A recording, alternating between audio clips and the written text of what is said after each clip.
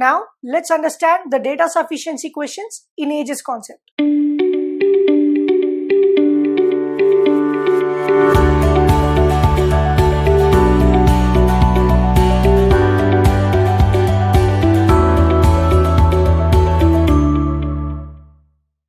Divya is twice as old as Shruti.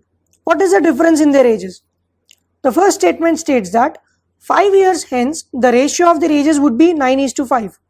10 years back the ratio of their ages was 3:1. In this question we need to find out which of these statements are sufficient to answer the question. It might be 1 or 2 or both of them. So let's solve this problem. So from the question, Divya is twice as old as Shruti. So let's say S is equal to X and D is equal to 2X. Now from the first statement, 5 years hence, so you have to add. And the ratio is given, that is 9:5. Therefore, D plus 5 by S plus 5 is equal to 9/5. 2X plus 5 by X plus 5 is equal to 9/5. On cross multiplication, 10x plus 25 is equal to 9x plus 45. Therefore, on simplification, you will be getting x is equal to 20.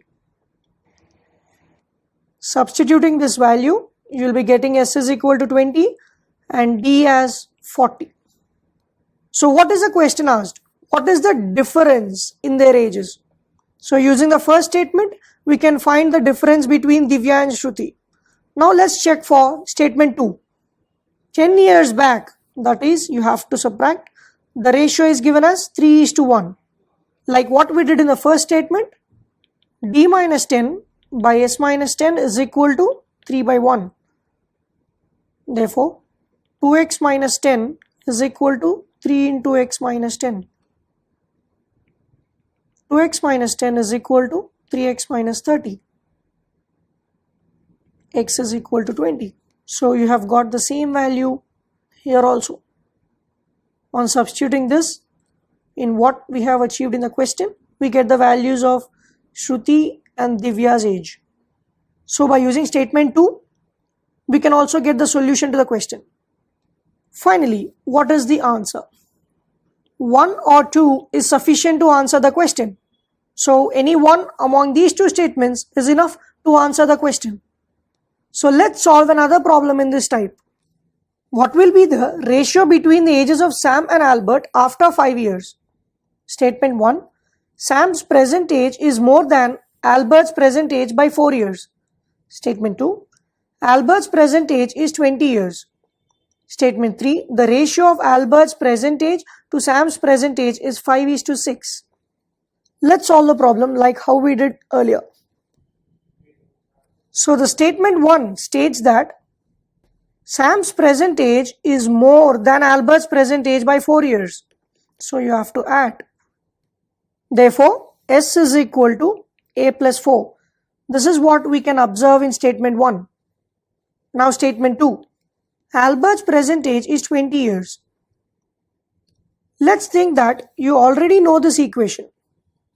Taking this into account, as A is equal to 20, which is given in statement 2, S will be 20 plus 4, that is 24.